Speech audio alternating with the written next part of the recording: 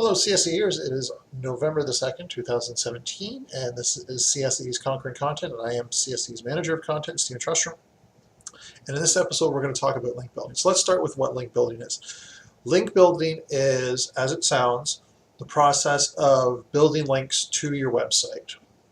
Okay, if you think of all the traffic going across the internet, the links are the pathways by which this traffic goes from one website to another naturally. You know, you find links on that website and you come. So this is not when you know where you want to go and you're like, I'm done with this website, I'm going to type in the new website address. No, you click on a link and go there. So link building is the process of creating these pathways from other websites to your website. Aside from the obvious benefit of making it convenient for people to go from those websites to your website to find you, which is essential for events and education and registrations and that sort of thing, the largely unknown benefit of building links on other websites within the association sector is increasing traffic to a website and increasing your authority and trust with regards to search engines. So in that part, it's a very important aspect of search engine optimization, also known as SEO. And it's the one that is much sought but not really understood very well. So when you look at how link building is done for not-for-profits, you have to be very careful with how you go about link building, the tools you use and the methods you use, because trustworthiness is incredibly important to not-for-profits. It's important to any business, but especially for not-for-profits. And link building improperly can cause search engines like Google to look at you as if you were using what's called black hat SEO techniques. So black hat SEO techniques are ones where you're kind of fudging the system, you're not being all that honest, or you're doing something that is outright in violation of Google's terms of service in an effort to build traffic to your website. So because what is described as black hat by Google is always changing when they update the algorithms, whenever they roll out a new update, it is best for a not-for-profit to stick to organic, natural means of link building. So this means no matter what promises you hear from a company that says, hey, let us take over your link building, we'll boost your traffic, avoid for-pay link building services for your organization. The primary reason for this is, one, like I said, Google and other search engines can change what their terms for black hat link building are, and that means that if you've hired someone else to do it, you cannot be assured that they will update their techniques and their methods to the new standard. But also, once you put something so important out of your control, again, you're not able to tell what they are doing exactly, so they could be doing black hat processes on your behalf. So you're paying and you're seeing an upswing in traffic, but you might actually start losing relevancy, trustworthiness, and authority in terms of Google. And that is something your association cannot afford. So you may see a short-term gain, but it'll be a long-term detriment. So as I said, avoid for-pay link building services. Do it yourself organically. And how do you go about doing that? Well, the best way to do it is to get your name out there, get organizations and bloggers and other people on social media, get them looking at you and wanting to spread your message. When they want to spread your message, they will start posting links around where it's relevant. Now, how do you get this started? A good way is social media. Put your message out there on social media. That means get yourself a Facebook page, Twitter account, Instagram if you're very visual in nature. You know, look at the social media pages that work best for you. And find out which ones allow you to post links to things. So Facebook is great because you can build events if you have a business page. You can put videos in, all this stuff, and they allow you to include text and comment sections attached to your events and your videos. And within that, you can put links. Okay, and especially when you put an event, you know, there's actually a required part of the event upload process is a link to your registration page. So that is a link coming off of your social media there.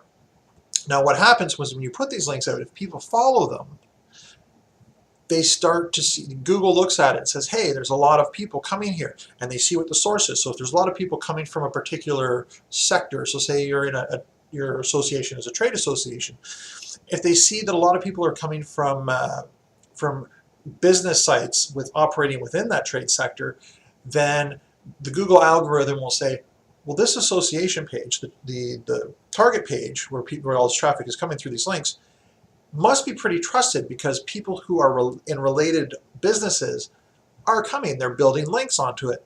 So that's a good way. Is that link building is better when there's a relationship between where the link is sourced and where it's going, and where it's going is your page.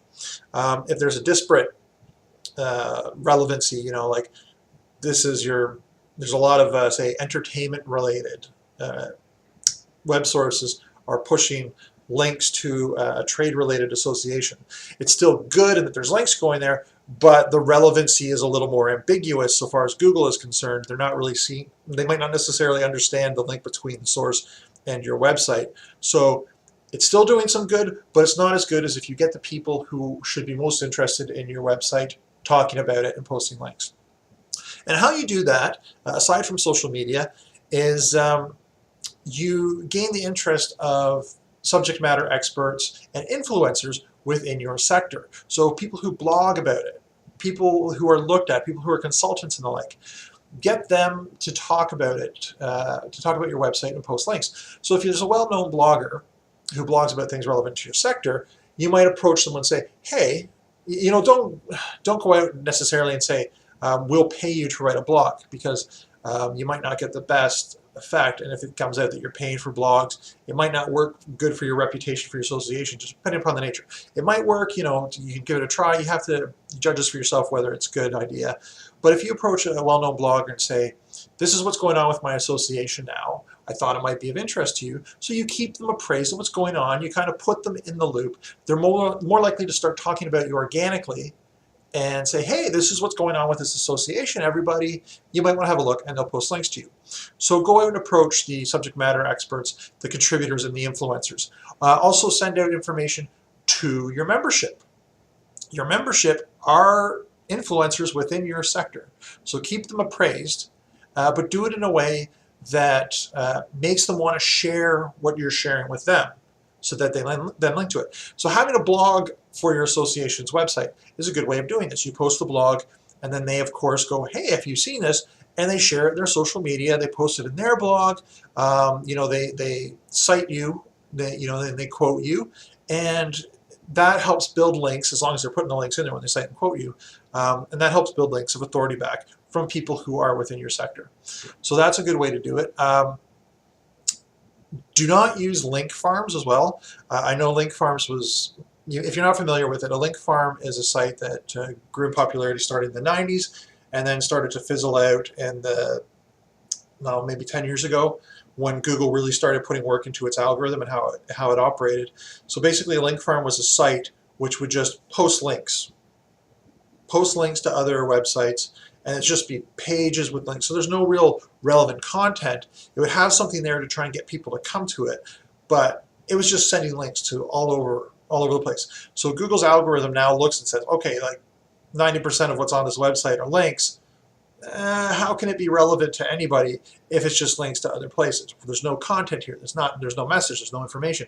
It's just links. So Google now does that, and if you have links coming from these links farms to your website, Google will look at you and say, that's a black hat technique. So when I was saying earlier what black hat is, this is a black hat technique. You're not putting content out. You're not doing anything that's relevant or informative to your sector. You're just looking to build links to increase your website's ability to rank higher in search engine result pages. So do not go to link farms. And this goes right into the do not pay people to build links for you, because for all you know, they might, once you pay someone to do link building for you, they might just have a link farm somewhere, or submit your link to a link farm, and you're going to get in trouble for what they're doing. So also try to avoid things like link exchanges. So it may seem really simple, and just above board that, hey, if you write this blog, if you post a link on my page, I'll post a link on your page to my page. I'll post a link on my page to your page. It's reciprocal. The problem is that, again, if this is your primary means of link building, Google's algorithm will, not so much now, but it's improving. It's always improving. This is what I'm saying. You got to be somewhat forward thinking with link building, and this is why things that are okay now but a little sketchy might get you into trouble in the future. Because remember, the internet never forgets. So something you do now can hurt you down the road if if Google's algorithm changes. So when you do this exchange where it's, quid pro quo, where it's coming this way and it's going back that way. So the ratio is always 1 to 1. So if Google looks on your website and sees that all of your inbound links have an outbound link going right back to the source, so everything is a 1 to 1, 1 to 1 to all these different websites, they know that you're doing an exchange. You're not doing anything that's necessarily relevant. You're not doing anything that's necessarily informative. You're just making deals. You're building relationships with people and going, you scratch my back and I'll scratch yours. So they will say, you're not really doing anything for your audience, so we're not going to give you the benefit of that. In fact, because you tried gaming the system, we're going to penalize you, and all of a sudden you are pushed down in the search engine results pages. So do not do link exchanges with people. Do not build those deals. So that's the real big danger of link building. It's got great benefits in terms of SEO and traffic building, but you can never tell how things are going to change down the road. Unlike most other search engine optimization techniques, like using keywords and keyword placement on your content, not only can you change that because it's content on your website and you can adapt it, it's content, so it's information. So Google might change its algorithms in the future and downplay things that were once relevant, like how keywords were one place. For example, meta descriptions. Meta descriptions used to have, and meta keywords used to be very important for determining relevancy of content. Meta keywords are basically out the window now. They're irrelevant. Don't even bother with them. The only thing meta keywords do now in terms of helping your content get noticed by Google is it helps anybody who is your competitor visiting your website look at the keywords you're targeting and going, I'm going to target those too, and try and outdo you in terms of those keywords. So don't do keywords. They're gone. They were once really relevant. They're gone. They're over with. So while those terms of SEO may change, they're not really harmful in terms of what Google does when it determines your trustworthiness, your relevancy, and your authority. Link building, however, is very different because you are incorporating external resources. You are going to other websites and you're building relationships that branch off from your website beyond your control to change. So you have to be extremely careful with your forward-thinking preparation in terms of link building. So that means organic, natural link building is the best way.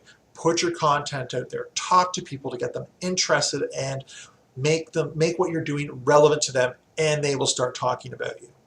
Okay, so that's link building in a nutshell. It's really important for search engine optimization. So if your boss comes up to you and you're a content creator for your organization and says, we got to do some link building, we got to do some link building. I know about these places that we can pay. I know about all these places where we can just post links. Start talking to the members and just say, you do one for us and we'll do one for you. You have to have that conversation where you say, I understand link building is important and I will do it, but it's a long-term process where we have to start outputting content in a way that engages the audience and gets them interested in spreading it around naturally and linking back to us as a site of authority. You want to become the go-to source of information, the one that everybody trusts to get the information from, and they'll start pointing links towards you. But you have to make sure whoever's telling you that, go pay for those links and all that, they have to understand that they are creating a problem, if not immediately, then in the future. And they're actually going to cause harm to your organization. So that is this episode of Conquering Content from CSAE. It's on link building. I, again, am the manager of content for CSAE, Steve Trustrum. If you have any comments, leave them in the comments section wherever you find this video. If you have any questions, again, leave them in the comments or email Stephen with a V at CSAE.com. That's Stephen at CSAE.com. And that includes any suggested topics you'd like to see me talk on. Until the next episode, everybody have a good day.